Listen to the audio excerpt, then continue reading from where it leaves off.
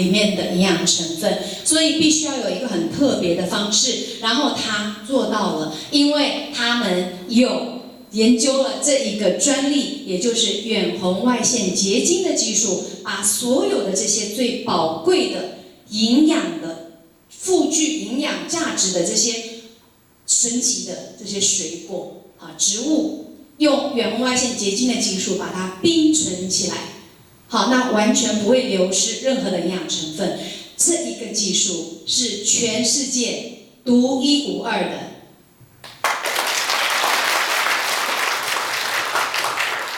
Now I'm not a scientist. I don't want to be a scientist.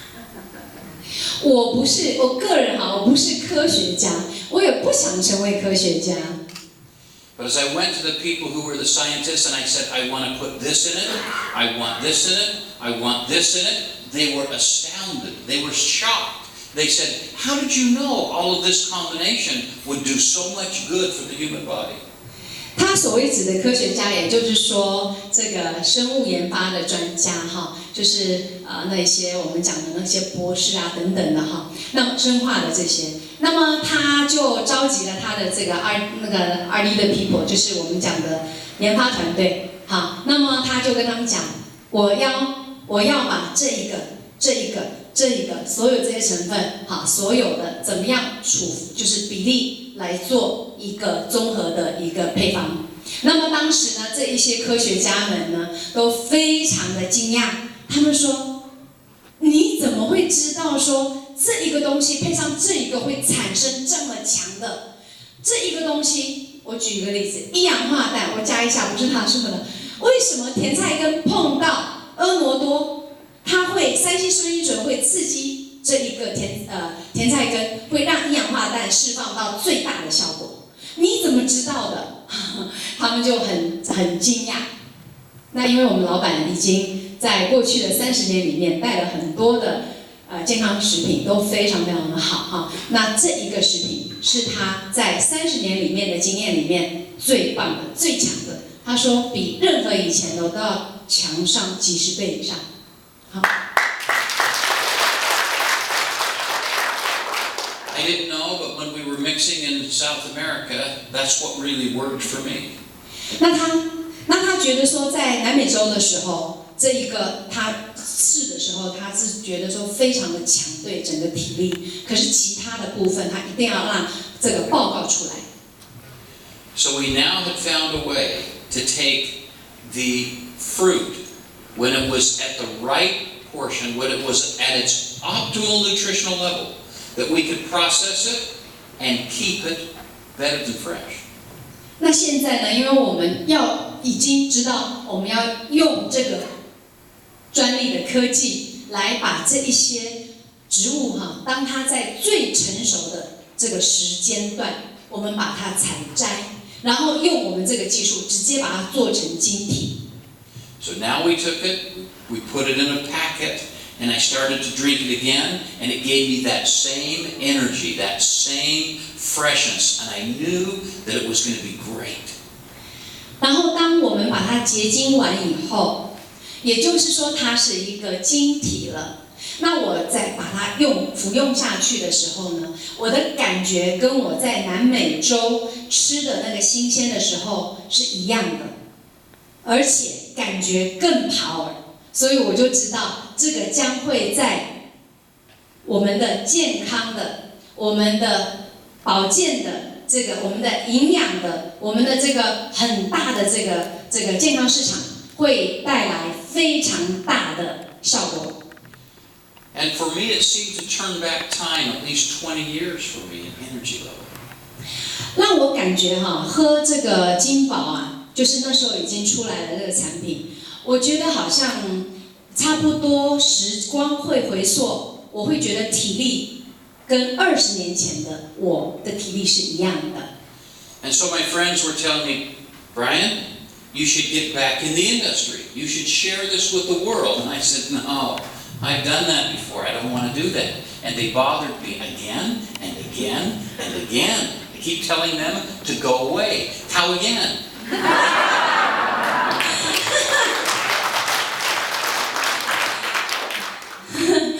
那我的朋友也都是业界的非常有名望的这些，曾经是某些家的大型的直销公司的创办人，也都已经退休了。他们知道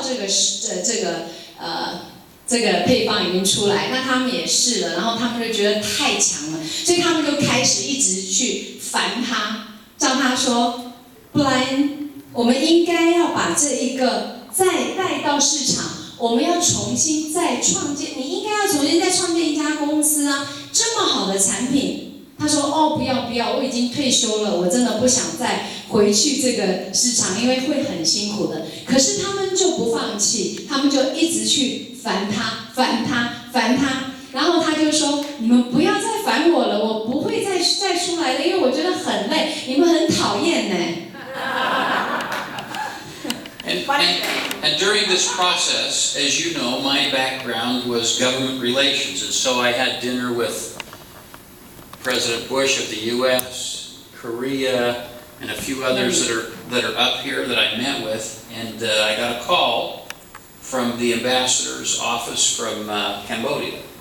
那在座的可能已经知道了，我在美国呢是有担任像社交大使，我们的创办人是马来西亚驻美国的名誉大使哦。那他在整个美国的政治界、商界、军事界，不是军事，对不起，教育界，他有很大的一个就是背景。好，那他呢就是常常会跟一些比较高层的去做接待啊等等的。那他就跟这个柬埔寨的大使就碰面了。And the largest university in the state where I live in the United States had just asked me to sit on their board for their school, the business board. 那时候呢，在全美国呢前20大的这个大学呢，那时候呢，他成为他自己是他的叫什么创始的董事，然后他那时候在他们的商学院，那时候就成为了商学院的这个叫主席的一个位置。And the World Trade Center had asked me to sit on their board to help them get started, so I was plenty busy.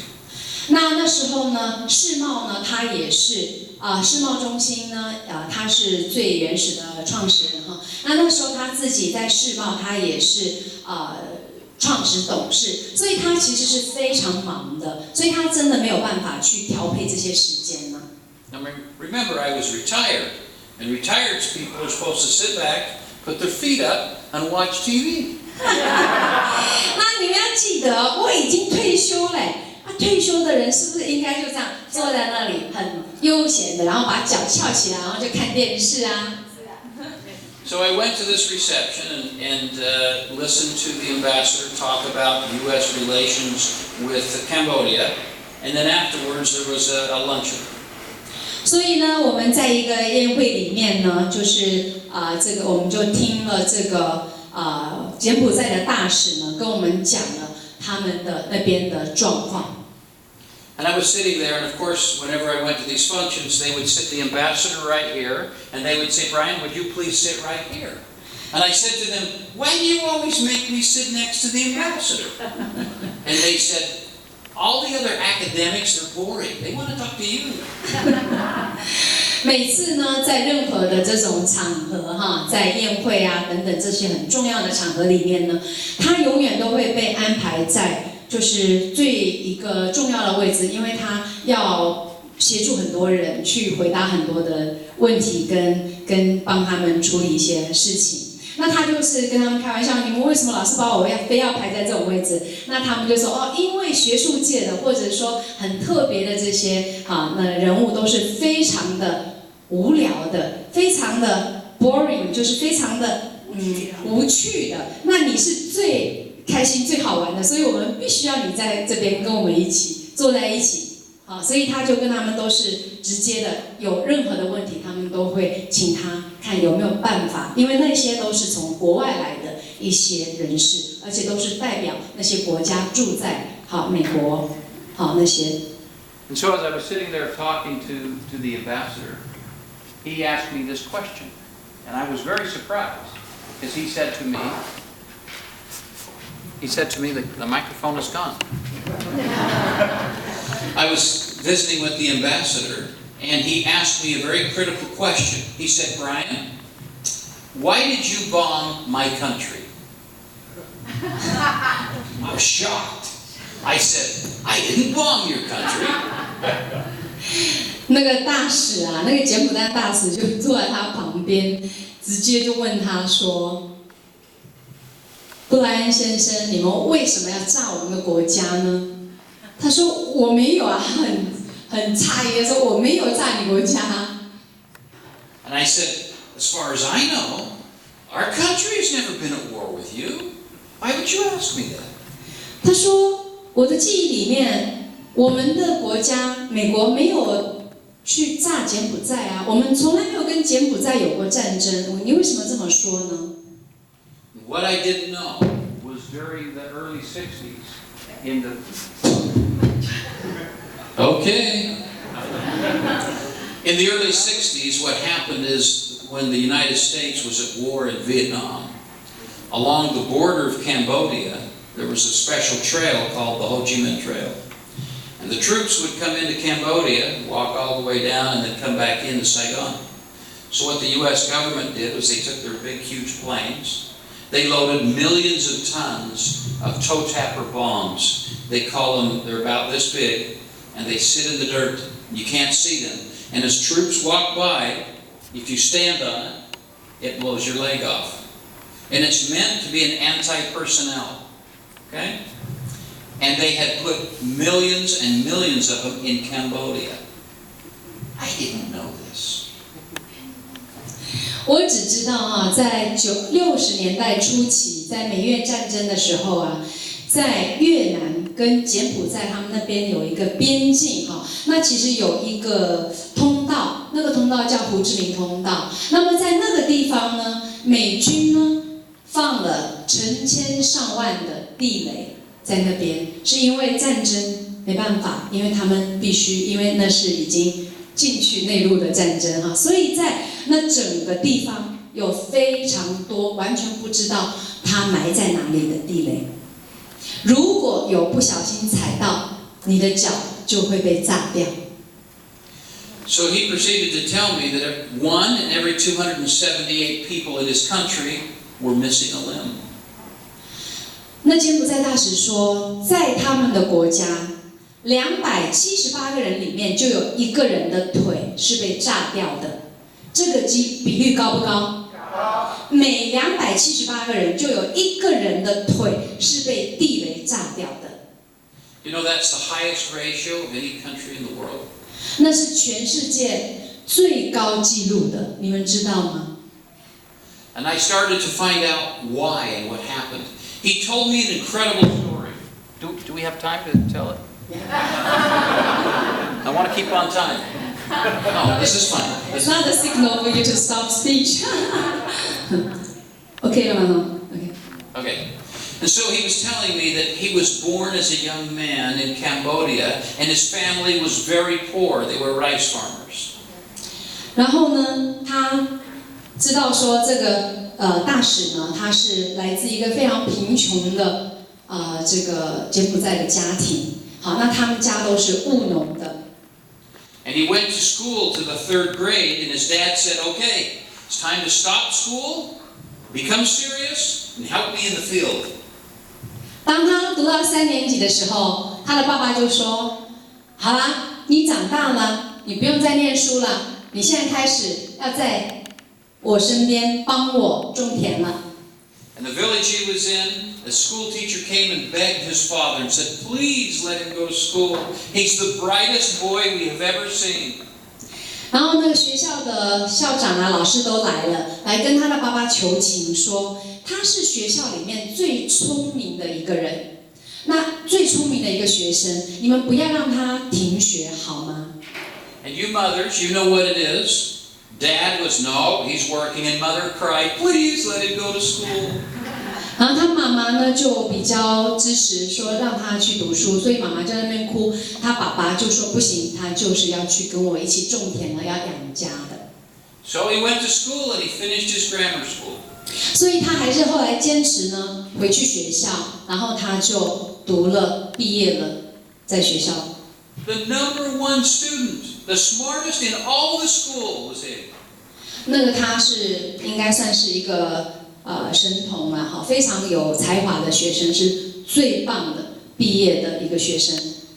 And they said when he finished the schooling, he was ready to go to high school, and Dad said, "Okay, you finished schooling, work in the fields, you're finished."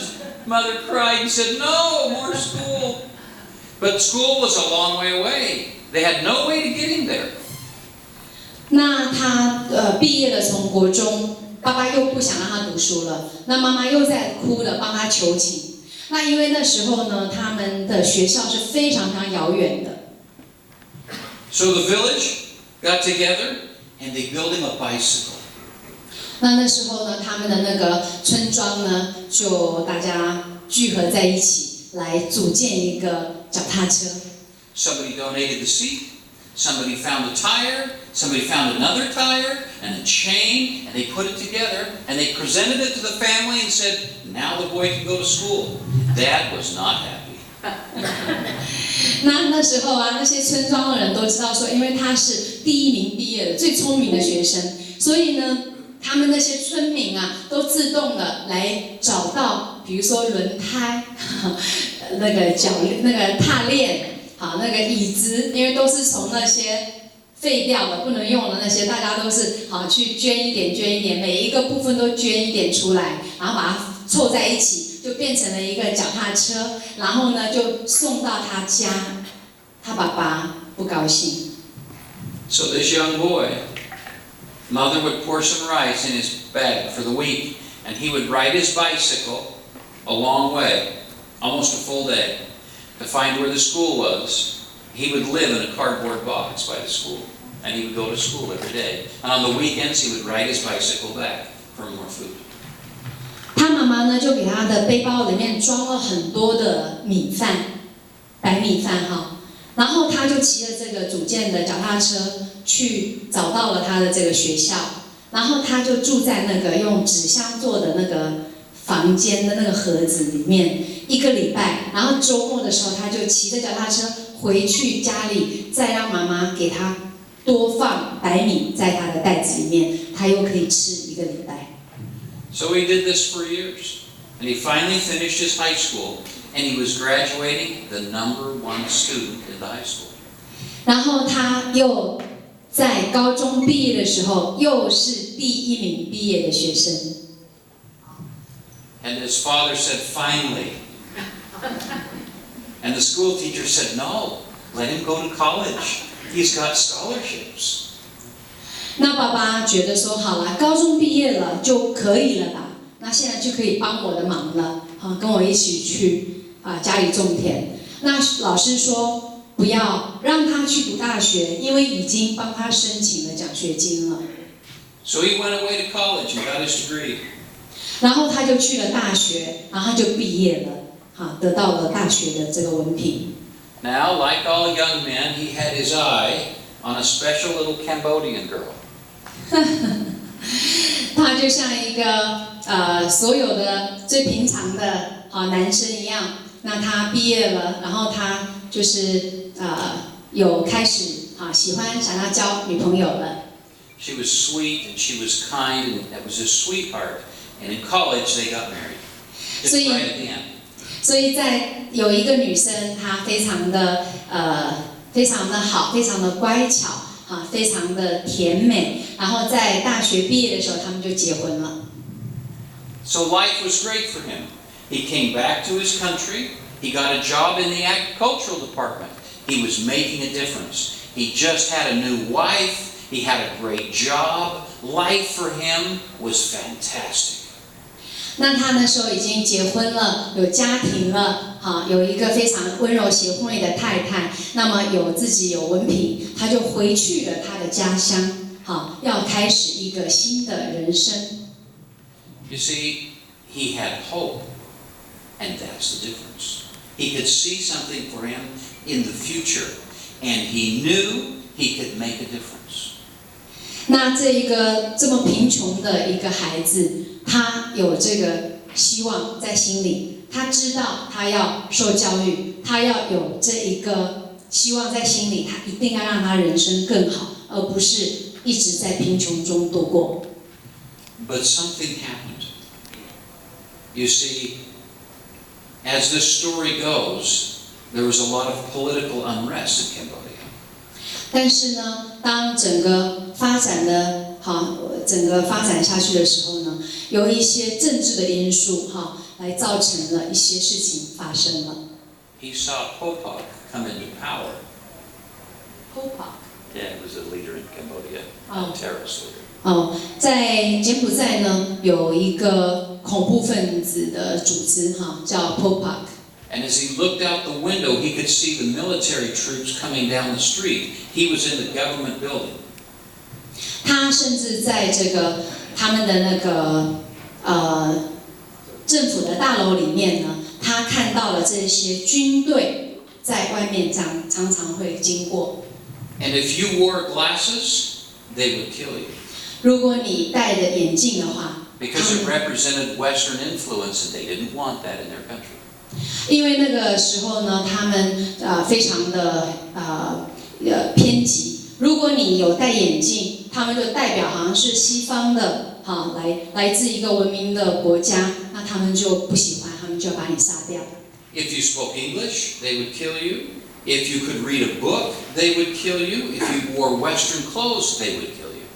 那些恐怖的组织 Pol Pot， 他们是有那个领导人是非常的疯狂啊。假如你会讲英文，他们会把你杀掉；假如你会看书看得懂文字，他们会把你杀掉；假如你穿西方的这些，比如说服装，他们也会把你杀掉。They murdered, raped, and pillaged over 7 million people. 他们这个组织呢，他们谋杀、枪杀、强暴，然后那个蹂躏700多万的人。More than died in World War II. 很多都在第二次世界大战的时候都去世了。It was terrible, and they overran the country. 那非常可怕的一个经历。So this man who worked in the agriculture department, the little boy who went through school, ran out the back door, threw his glasses off, grabbed his wife because she had just had a baby 4 days before. 所以他就去了农业部，因为他那时候从大学毕业，结婚以后回来是在农业部上班。那他那时候就很害怕，他就去要救他的太太，因为他自己戴了眼镜，那他就会怕被杀掉，所以他把眼镜拿掉，然后他冲进去把他的这个刚刚生完孩子的这个太太，他们一起把他救出来。